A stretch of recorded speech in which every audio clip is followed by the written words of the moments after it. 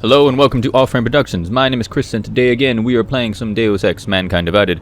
Now, this is post-commentary and I will explain that in a second. But first I want to show you something.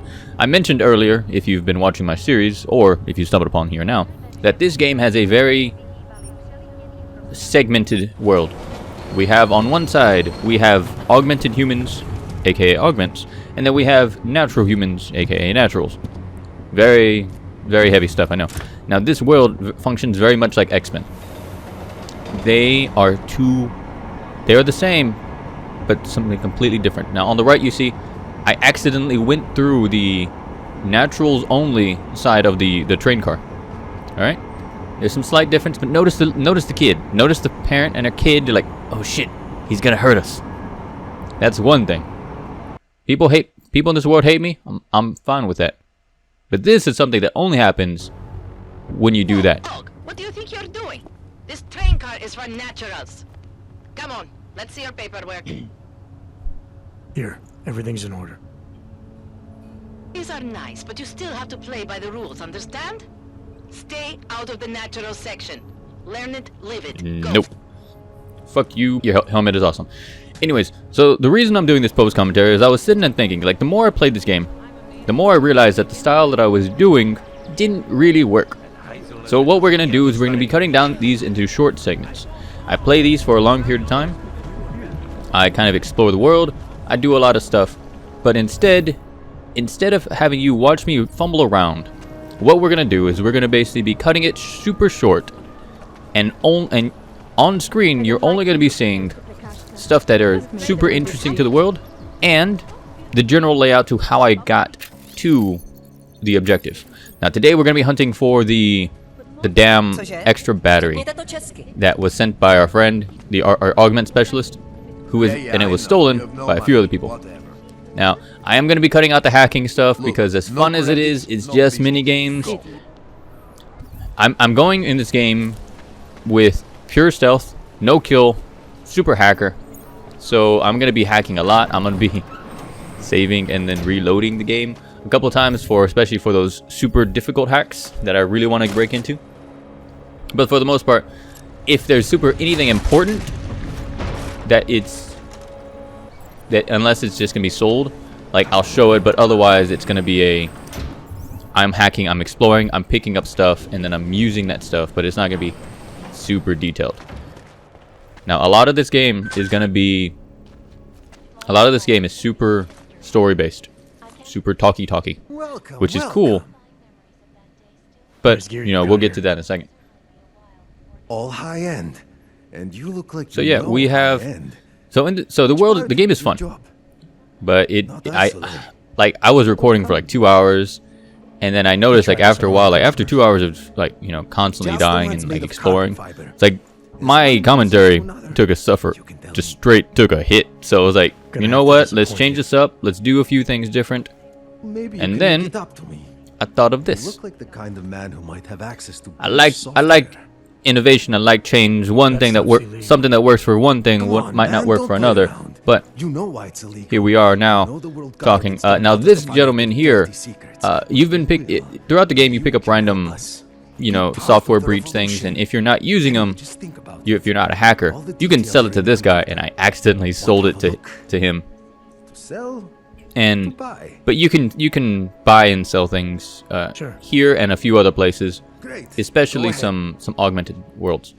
Now, I also got to remember that when you change from the tutorial to the main game, that you really have to be sure to set up all of your settings and all of your augments correctly, because otherwise you're gonna fall down a goddamn manhole and kill yourself. Alright, so this is the underground hidden gang bunker that we have to sneak into to go and find a battery pack, which will allow us to use more of our new augments at a time. This is a side quest, but it seems like a good enough side quest for me to go and sneak around with. Now there actually are 1, 2, 3, 4. There's about 3 or 4 different ways to go into, and 5 if you just go straight through the front door. I personally am a sneaky bastard. So I'm gonna sneaky my way into the stronghold, hopefully not being seen, and steal everything that I can that's not nailed down, because I am also a thief. Adam Jensen is a badass with sunglasses, a trench coat, and a thief. So now there's also a few things hidden here and there. Most of the stuff that I pick up is I end up just selling. Like I'm going with a no kill run, all weapons, all machine guns, all like rocket launchers. I just sell them for money and then buy parts and other things, and you know, it is what it is. Like that's one of the reasons why I'm cutting down a lot of this stuff, because you don't need to see me, you know, take out like 5 people and pickpocket them for like 1 gun and like 8 rounds of ammo. Yeah. So from here there's 2 paths, and one of the paths actually will lead you to where you need to go. The other path will lead you to some extra hidden stuff. Now another thing about this game is that this is super exploration based, and also where you can explore is dependent on your augments. So we're gonna come to a point, but I took an augment that allowed me to breathe in toxic air. So the toxic air is gonna be, it's not gonna kill me. It's not gonna kill me as long as I have energy. On the bottom left corner, the little battery pack, as long as I have energy, it will filter out any toxicity and I can survive. Now, if I didn't, you know, this place would be completely blocked off for me. But since I do have it, I can come down here, I can stop the poison, and I have another path to find a few things. Now this guy hidden down here, he actually does have a pocket secretary. He does have a few. The pocket secretary does give you a code for one of the chests that's locked throughout the area. You can use this code, and you can just like not have to hack, not have to sneak or whatever, or not have to find anything else. You just have to use that code, unlock a chest. And what's in that chest? Well, we'll come to find out later. But you know, for now I cut this one out because I was gonna come back later. But this is another hidden path. Another hidden path in the game. If I had followed the other hall, like I would have just come out this way, and under here it's a completely different section that if I had the strength augmentation, I could come through. And also there's a secret door. I call it the secret door because I want to know what's behind it. And because I want to know what's behind it, you know, we have to like use our super stealth to try and unlock it without blowing ourselves up. Yeah. It just happens. Like I think what happened is the lasers were landmines.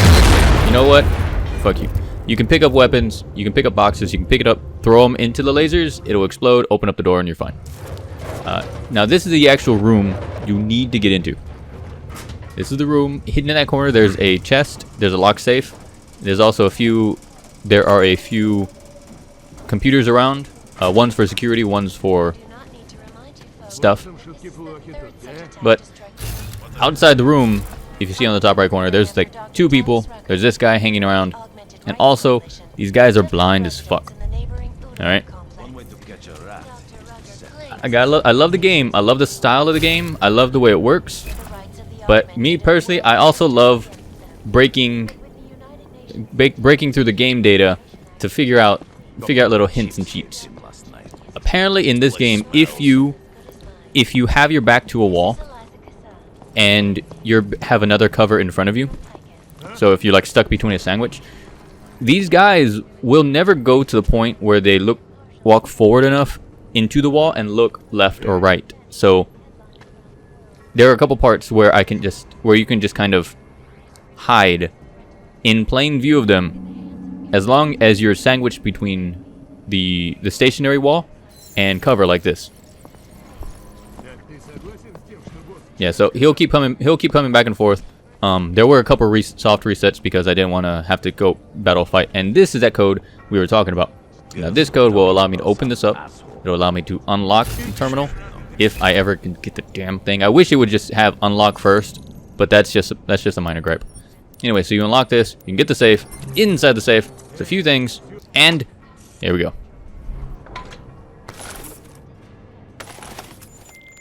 All right, Kohler. I've got your neuroplasticity calibrator. That's great. I'm gonna Yeah. pencil you in for that optimization Kohler's cool. procedure. Kohler's Just cool, as soon as but he I'm put me in done a with this damn house chair. call. What He put me in a house damn chair, and got like this other I client, you know, had to get doesn't like rebooted. to So keep waiting. him doing house calls Kohler. leads me to think that I'm probably never gonna see him again. I don't know. We'll see what happens. We're gonna come across. Here I'm just kind of exiting out some of the notifications of, hey, you have a new thing. Look at me. I don't want to look at you. I want you just gone. So I end up getting rid of most of this stuff. So we do get some augmentations, and what I wanted to do is, again, I'm going pure hacking route, pure stealth. So I'm just gonna go down the path of I'm gonna start hacking first. I'm gonna use the tried and true method of save before I hack, and then reload if I fail. Because why not? Again, it's a fun game. You can kind of find your way. You can kind of find ways to kind of cheese systems, which are always just amazing to do.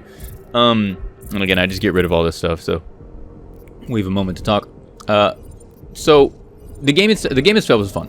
All right, it does have it can be a bit long-winded, which I actually don't mind. The reason I love games like this is because there's challenge in the game, and also the world puts you in a situation that you were generally not prepared for. All right, you normally don't go about your life, you know, having the entire world hate you. You do not go around the world, you know, being a super powerhouse who could technically lift a car and throw it at people. You know, it has you see, like, he's the AI on these things are a little bit wonky, but you know, that aside from some minor gripes about some AI stuff, you know, it's perfectly fine. Yeah, so I was actually here. So, side note, I was actually here for like 20-30 minutes just testing a few things, and he was standing like right in front of me, and nothing. Like, the AI has a block path. That guy did not move the moment I got to the other side, over the where the safe was, at all. And when I was hanging behind the main computers over by the TV monitors, like, there were exactly 0 times when he came towards my side, except to like walk back in a certain path. Their AI pathing is a bit scripted. Now this is a camera. This is a computer that the guy always keeps looking at. I put it here because why not? I didn't really use it. And yeah, and this is a computer from the desk. So I mean, you can see it's a little jump, and you see that there was a different save file. It just, something had happened, so I needed to reload. So we're on our way out. We're on our way out now, and I don't know if I got the. Apparently, I found out that if you go through the game go through the area without getting noticed, you get an extra bonus experience called Ghost. I don't know if I got it. We'll see it coming up.